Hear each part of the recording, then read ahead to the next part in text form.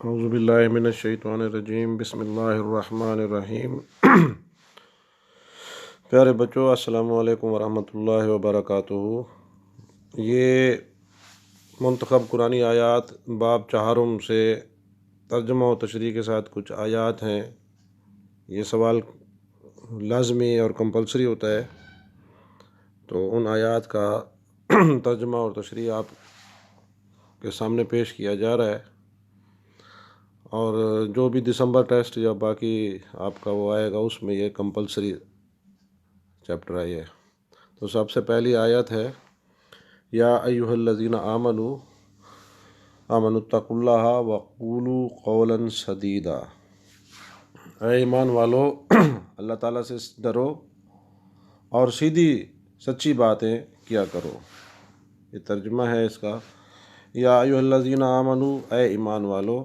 لفظی ترجمہ دیکھ لیں، اتقوا اللہ، اللہ تعالیٰ سے ڈرتے رہو، وقولوا اور کہا کرو، قول سے قولا سدیدا، سیدھی بات۔ اور اگلی آیت دیکھیں، یصلح لکم اعمالکم ویغفر لکم ذنوبکم ومن یطع اللہ ورسولہ فقد فاز فوزا عظیما۔ تاکہ اللہ تعالیٰ تمہارے کام سنوار دے اور تمہارے گناہ معاف فرما دے، اور جو بھی اس کے رسول کی تابع داری کرے گا اس نے بڑی مراد پا لی۔ یصلح لکم، درست کر دے گا، اصلاح کر دے گا۔ لفظی ترجمہ دیکھ لیں، لکم تمہارے لیے،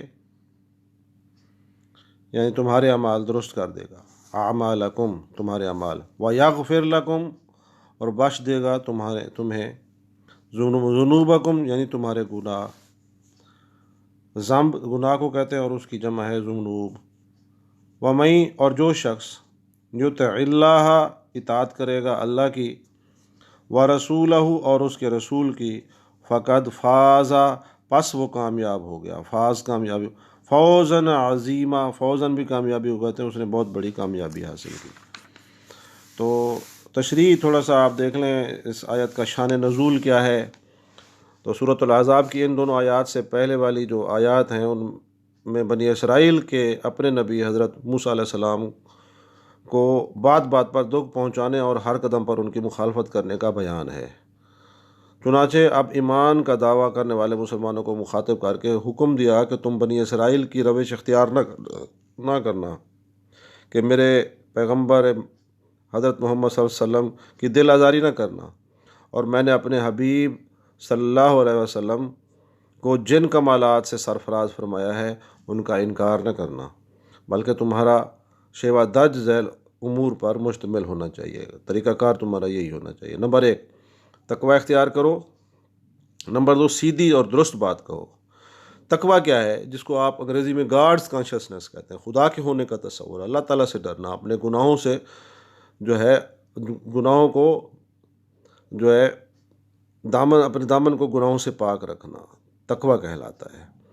اور اللہ تعالیٰ اہل ایمان کو مخاطب کر کے فرمایا کہ اپنے اللہ تعالیٰ کے پیارے رسول صلی اللہ علیہ وسلم کا دل دکھانا اور ان کی خداداد عظمتوں کا انکار کرنا بہت بڑا گناہ ہے، تو تمہیں تقوی اور پارسائی کا شیوا اختیار کرنا چاہیے، اللہ سے ڈرنا چاہیے۔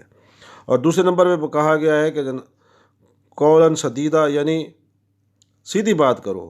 جب بات کرو تو سیدھی اور سچی بات کرو، جس کو انگریزی میں کہتے ہیں آپ کال اسپیڈ اسپیڈ، ادھر ادھر کی نہیں ہانکنی، سیدھی بات کرنی ہے۔ جھوٹی بات تمہارے منہ سے نہ نکلے۔ مسلمان جھوٹ نہیں بولتا، مسلمان خائن نہیں ہوتا، مسلمان غیبت نہیں کرتا، اور یہ تقوی اختیار کرنے کے لیے ضروری ہے کہ سچی بات ہی اختیار کی جائے۔ جبکہ اگلی آیات میں ان امور پر کاربند ہونے والوں کے لیے درج ذیل انعامات ہیں نا، جو انعامات اللہ تعالیٰ نے گنوائے ہیں۔ نمبر 1، اصلاح اعمال ہو جائے گی۔ نمبر 2، گناہوں کی بخشش ہو جائے گی۔ نمبر 3، بہت بڑی کامیابی ہے، یہ آخرت کی کامیابی ہے۔ اصلاح اعمال کیا ہیں؟ انسان کے اعمال کی اصلاح کیا ہے؟ بندہ مومن جب تقوی اور حق گوئی کی بات اپناتا ہے تو اللہ تعالیٰ اسے تمام برائیوں سے محفوظ فرما دیتے ہیں، خود اللہ تعالیٰ اس کی حفاظت کر رہے ہوتے ہیں، اور ایسے شخص کے اعمال خود بخود درست ہو جاتے ہیں۔ اللہ تعالیٰ اسے ایسا عمل کرواتا ہی نہیں جس سے اللہ ناراض ہو جائے، نیز اسے مزید نیک اعمال کی توفیق بھی ہوتی ہے۔ تو گناہوں کی بخشش اللہ تعالیٰ خطائیں جو انسان سے سرزد ہوتی ہیں اس کو معاف کر دیتے ہیں۔ نیز وہ گناہ جن لوگوں کے سامنے کیے تھے، اس نے جن لوگوں کے سامنے کیے تھے، ان کے حافظے سے ان کی یاد مٹا دی جاتی ہے۔ لوگ یاد نہیں رکھتے، یہ اللہ کا کرم ہوتا ہے، بلکہ فرشتوں کو حکم دیا جائے گا کہ وہ بھی تمہارے دفتر اعمال سے ان گناہوں کو مٹا دیں۔ تو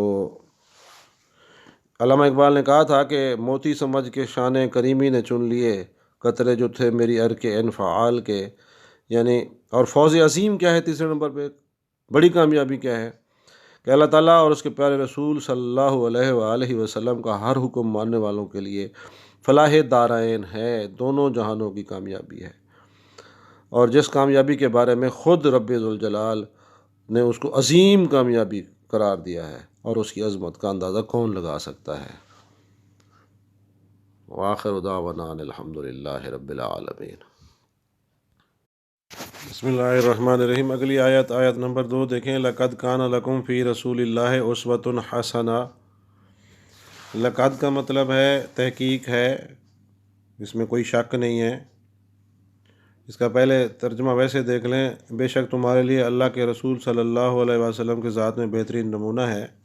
اور لفظی ترجمہ دیکھیں، لقد کانا تحقیق ہے، پکی بات ہے، لاکم تمہارے لیے، فی کا مطلب ہوتا ہے میں، رسول اللہ اللہ کے رسول صلی اللہ علیہ وسلم، اسوتن بہترین، حسنتن نمونہ ہے۔ یہ مرکب توصیفی ہے، اور اس کا بامحاورہ ترجمہ ہوگا بے شک تمہاری رہنمائی کے لیے اللہ تعالیٰ کے رسول صلی اللہ علیہ وسلم کی ذات میں بہترین نمونہ ہے۔ تو اس کی تشریح میں یہ کہا جاتا ہے کہ یہ آیت غزوہ خندق کے دنوں میں نازل ہوئی۔ یہ وہ دن تھے جب کفر اپنی پوری طاقت کے ساتھ اسلام اور اہل اسلام کے مقابلے پر آن کھڑا ہوا۔ ان حالات میں حضور نبی اکرم صلی اللہ علیہ وسلم نے اپنے صحابہ کرام کے ہمراہ ایک عام مجاہد کی طرح خندق کھودنے میں حصہ لیا۔ یہ 1 ماہ کا عرصہ ایسا تھا کہ جس میں حضور صلی اللہ علیہ وسلم کی سیرت طیبہ کے سارے پہلو اپنے پورے حسن کے ساتھ نمایاں ہو گئے۔ تو حضور صلی اللہ علیہ وسلم کی جامع سیرت جو ہے، قرآن مجید میں ایک اور جگہ آپ صلی اللہ علیہ وسلم کی پاکیزہ سیرت اور اخلاق کے بارے میں فرمایا، وَإِنَّكَ لَعَلَىٰ خُلُقٍ عَظِيمٍ، سورہ قلم۔ بے شک آپ اپنے حسن اخلاق کے اعلیٰ اور عظیم درجے پر فائز ہیں۔ اور اللہ تعالیٰ حضور صلی اللہ علیہ وسلم کی ذات جو ہے وہ تمام خوبیوں کی حامل ہے۔ کہا جاتا ہے نا، حسن یوسف دم عیسیٰ ید بیضا داری، حسن یوسف دم عیسیٰ ید بیضا داری، آنچ خوباں ہمہ دارن تو تنہا داری۔ تو آپ صلی اللہ علیہ وسلم کی ذات مقدس اور پوری زندگی قیامت تک کے لیے ایک خوبصورت اور جامع نمونہ عمل ہے۔ اسوہ حسنہ کا مفہوم یہ ہے، عربی زبان کے اہل لغت نے اسوہ کے درج ذیل معنی بیان کیے ہیں۔ مثال کے طور پر اسوہ، پیشوا، رہنما، امام، وہ ہستی جس سے غمزدہ اور شکستہ دل قرار پائیں، غم گسار۔ حسنہ عربی میں خوبصورت اور دلکش کو کہتے ہیں۔ گویا آپ صلی اللہ علیہ وسلم کی پاک سیرت رہنما بھی ہے اور خوبصورت بھی ہے، جس پر عمل کرنے سے دل کو خوشی ملتی ہے، اور مکمل رہنمائی ہے حضور صلی اللہ علیہ وسلم کی ذات کہ آپ صلی اللہ علیہ وسلم کی پاکیزہ سیرت اور کردار سے زندگی کے تمام پہلوؤں میں رہنمائی حاصل ہوتی ہے۔ ایک عام آدمی سے لے کر حکمران تک اور آپ کے اسوہ کامل سے استفادہ کر سکتے ہیں۔ اگر ہم اپنی زندگی میں کامیاب ہونا چاہتے ہیں تو اس کا ایک ہی طریقہ ہے، اور وہ یہ ہے کہ ہم حضور صلی اللہ علیہ وسلم کے دامن رحمت سے وابستہ ہو جائیں۔ اور کسی نے کہا تھا کہ محمد کی غلامی دین حق کی شرط اول ہے، اسی میں ہو اگر خامی تو سب کچھ نامکمل ہے۔ محمد کی غلامی ہے سند آزاد ہونے کی، خدا کے دامن توحید میں آباد ہونے کی۔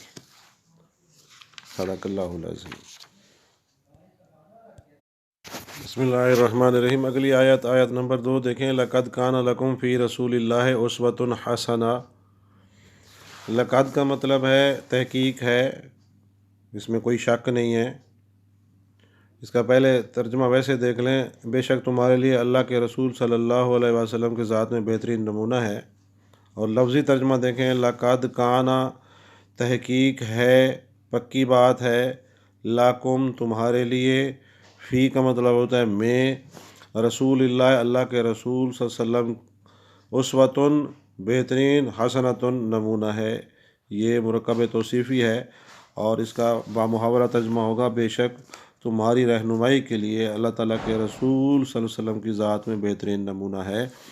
تو اس کی تشریح میں یہ کہا جاتا ہے کہ یہ آیت غزوہ خندق کے دنوں میں نازل ہوئی۔ یہ وہ دن تھے جب کفر اپنی پوری طاقت کے ساتھ اسلام اور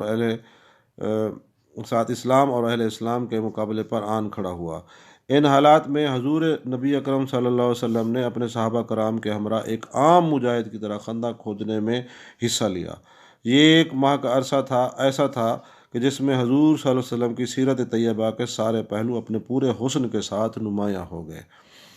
تو حضور صلی اللہ علیہ وسلم کی جامع سیرت جو ہے، قرآن مجید میں ایک اور جگہ آپ صلی اللہ علیہ وسلم کی پاکیزہ سیرت اور اخلاق کے بارے میں فرمایا وَإِنَّكَ لَعَلَىٰ خُلُقٍ عَظِيمٍ، سورہ قلم، بے شک آپ اپنے حسن اخلاق کے اعلیٰ اور عظیم درجے پر فائز ہیں۔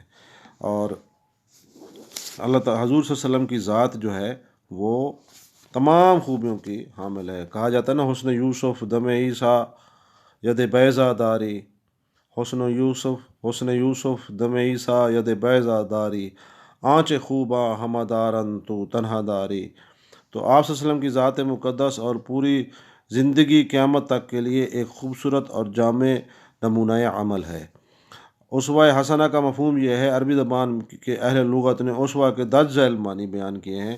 مثال کے طور پر اسوہ، پیشوا، رہنما، امام، وہ ہستی جس سے غمزدہ اور شکستہ دل قرار پائیں، غم گسار۔ حسنہ عربی میں خوبصورت اور دلکش کو کہتے ہیں۔